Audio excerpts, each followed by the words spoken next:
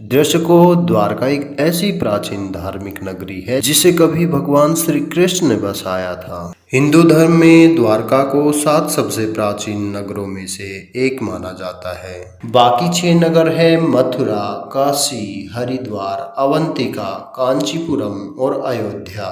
कुछ लोग द्वारका को द्वारावती, कुशस्थली, अनार्तक, ओखामंडल, गोमती, द्वारका, चक्रतीर्थ, अंतरदीप और वाणी दुर्ग के नाम से भी जानते हैं। इस शहर के चारों ओर बहुत लंबी दीवारें थी जिसमें कई द्वार थे।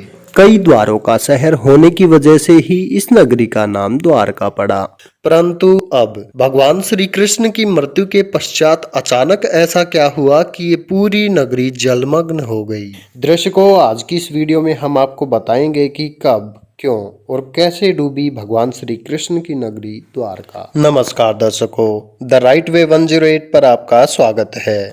द्वारका नगरी को भगवान श्री कृष्ण की कर्म भूमि भी माना जाता है। महाभारत में वर्णित कथा के अनुसार श्री कृष्ण ने जब कंस का वध किया तब जरासंध ने कृष्ण और यदुवंशियों का नामो निशान मिटाने की ठान ली और मौका मिलते ही जरासंध मथुरा और यादवों पर बार बार आक्रमण करता रहा। धीरे धीरे उसके अत्याचार बढ़ने लगे तो अंत में यादवों की सुरक्षा के लिए श्री कृष्ण ने मथुरा को छोड़ने का निर्णय लिया और मथुरा से निकलने के बाद भगवान श्री कृष्ण ने एक ऐसे नगर की स्थापना की जो विशाल और सुसंगत था। इस नगर का नाम था द्वारका नगरी। कहते हैं कि श्री कृष्ण अपने कुल बंधुओं के साथ द्वारका में बड़े आराम से रहने लगे। समय बीतता गया। 36 साल तक राज करने के बाद और श्री कृष्ण की मृत्यु के बाद द्वारका नगरी समुद्र में समा गई। पौराणिक ग्रंथों में द्वारका के समुद्र में विलीन होने से जुड़ी 2 कथाओं का वर्णन मिलता है।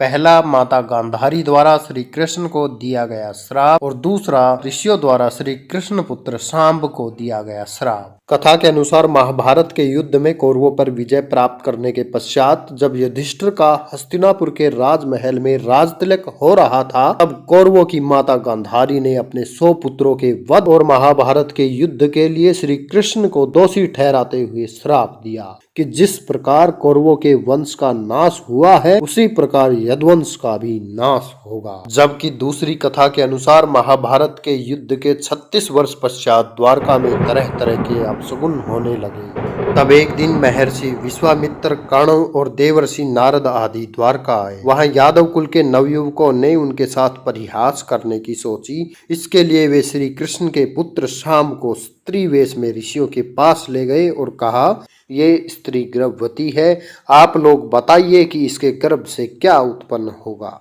नवयुवकों का ऐसा कहने के बाद ऋषिगण ध्यान करने लगे और जब उन्हें पता चला कि उनके सामने सभी लोग जिसे स्त्री बता रहे हैं वह वास्तव में पुरुष है तो उन लोगों को बड़ा क्रोध आया और फिर उन्होंने नवयुवकों से कहा, तुम लोगों ने हमारा अपमान किया है, इसलिए श्री कृष्ण का यह पुत्र एक लोहे के मूसल को जन्म देगा जिससे तुम लोग अपने समस्त कुल का संहार करोगे। उस मूसल के प्रभाव से केवल श्री कृष्ण और बलराम ही बच पाएंगे। उधर श्री कृष्ण को जब यह बात पता चली तो उन्होंने कहा, यह बात अवश्य सत्य होगी। श्राप के प्रभाव से दूसरे ही दिन शाम ने मूसल को जन्म दिया। जब यह बात राजा उग्रसेन को पता चली तो उन्होंने उस मूसल को चुराकर समुद्र में फेंकवा दिया। इसके बाद राजा उग्रसेन व श्री कृष्ण ने नगर में घोषणा करवा दी कि आज से कोई भी वृष्णि या अंधक वंशी अपने घर में मदिरा तैयार नहीं करेगा। यदि ऐसा करता कोई भी व्यक्ति पकड़ा जाएगा तो उसे मृत्यु दंड दिया जाएगा। घोषणा सुनकर द्वारका वासियों ने मदिरा नहीं बनाने का निर्णय किया, परंतु फिर भी इसके बाद द्वारका में भयंकर अपशगुन होने लगे। प्रतिदिन भयंकर आंधी चलने लगी। चूहे इतने बढ़ गए कि मार्गों पर मनुष्य से ज्यादा चूहे दिखाई देने लगे।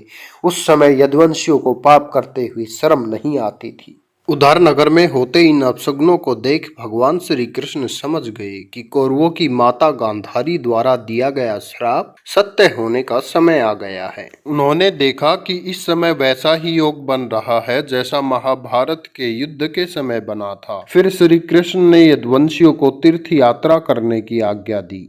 श्री कृष्ण की आज्ञा से सभी राजवंशी समुद्र के तट पर प्रभास तीर्थ आकर निवास करने लगे। प्रभास तीर्थ में रहते हुए एक दिन सात्यकी ने आवेश में आकर कृतवर्मा का उपहास उड़ाया और अनादर कर दिया। कृतवर्मा ने भी कुछ ऐसे शब्द कहे कि सात्यकी को क्रोध आ गया और उसने कृतवर्मा का वध कर दिया। यह देख अंधक वंशियों ने सात्यकी को घेर लिया और हमला कर दिया। सात्यकी को अकेला देख श्री कृष्ण के पुत्र प्रद्युम्न उसे बचाने दौड़े। सात्यकी और प्रद्युम्न अकेले ही अंधक वंशियों से भिड़ गए, परंतु संख्या में अधिक होने के कारण वे अंधक वंशियों को पराजित नहीं कर पाए और अंत में उनके हाथों मारे गए।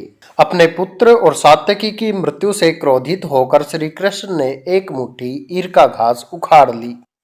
हाथ में आते ही वह घास वज्र के समान भयंकर लोहे की मूसल बन गई।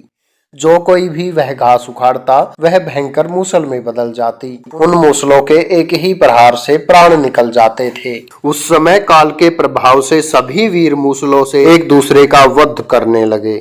यदुवंशी भी आपस में लड़ते हुए मरने लगे। श्री कृष्ण के देखते ही देखते सांब, चारुदेशन, अनिरुद्ध और गद्ध की मृत्यु हो गई। अंत में श्री कृष्ण ने अपने सारथी दारुक से कहा कि तुम हस्तिनापुर जाओ और अर्जुन को पूरी घटना बताकर द्वारका ले आओ। दारुक ने ऐसा ही किया। इसके बाद श्री कृष्ण बलराम को उसी स्थान पर रहने का कहकर द्वारका लौट आए। फिर श्री कृष्ण ने पूरी घटना अपने पिता वासुदेव को बता दी। यदुवंशियों के संहार की बात जानकर उन्हें भी बहुत दुख हुआ। श्री कृष्ण ने वासुदेव जी से कहा कि आप अर्जुन के आने तक स्त्रियों की रक्षा करें। इस समय बलराम जी वन में मेरी प्रतीक्षा कर रहे हैं, मैं उनसे मिलने जा रहा हूँ।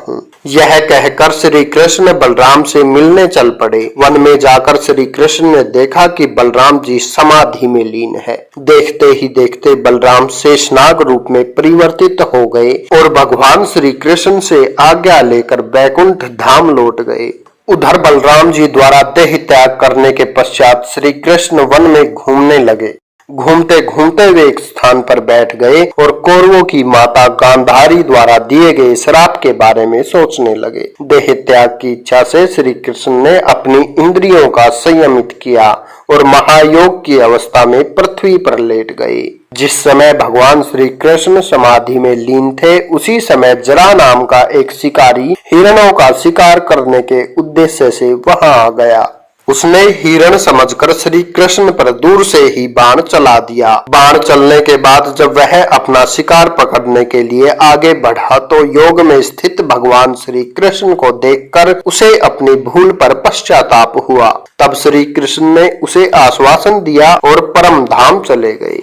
इधर दारुक ने हस्तिनापुर पहुंचकर यदुवंशियों के संहार की पूरी घटना पांडवों को बता दी। यह सुनकर पांडवों को बहुत दुख हुआ। अर्जुन तुरंत ही अपने मामा वसुदेव से मिलने द्वारका चल दिए। अर्जुन जब द्वारका पहुंचे तो उन्हें देखकर श्री कृष्ण की रानियां रोने लगी। उन्हें रोता देख अर्जुन भी रोने लगे और श्री कृष्ण को याद करने लगे। इसके बाद अर्जुन वासुदेव जी से मिले। वासुदेव जी ने अर्जुन को श्री कृष्ण का संदेश सुनाते हुए कहा कि द्वारका शीघ्र ही समुद्र में डूबने वाली है, अतः तुम सभी नगरवासियों को अपने साथ ले जाओ। इसके बाद अर्जुन अपने साथ श्री कृष्ण के परिजनों और सभी नगरवासियों को लेकर इंद्रप्रस्थ की ओर चल दिए और सभी के जाते ही द्वारका नगरी समुद्र में डूब गई। यह दृश्य देखकर सभी को बड़ा आश्चर्य हुआ और 2005-2007 में भारतीय पुरातत्व सर्वेक्षण विभाग के निर्देशन में भारतीय नौसेना के गोताखोरों ने समुद्र में समाई द्वारका नगरी के अवशेषों को खोज निकाला, जो इस पौराणिक कथा की प्रामाणिकता को साबित कर चुका है। इस खोजी टीम को समुद्र में 560 मीटर लंबी द्वारका की दीवार भी मिली। इतना ही नहीं, उन्हें पौराणिक समय के कुछ बर्तन भी मिले जो 1528 ईसा पूर्व से 3000 ईसा पूर्व के हैं। खोजकर्ताओं की माने तो समुद्र की गहराई में मिली ये नगरी लगभग 9000 साल पुरानी है। तो दर्शकों, उम्मीद करता हूं आपको ये कथा पसंद आई होगी। अगर पसंद आई हो तो ज्यादा से ज्यादा लाइक और शेयर करिए। साथ ही ऐसी ही पौराणिक कथा की जानकारी के लिए अभी हमारे YouTube चैनल को सब्सक्राइब करें। इस वीडियो में बस इतना ही। अब दीजिए हमें इजाजत। आपका बहुत बहुत शुक्रिया।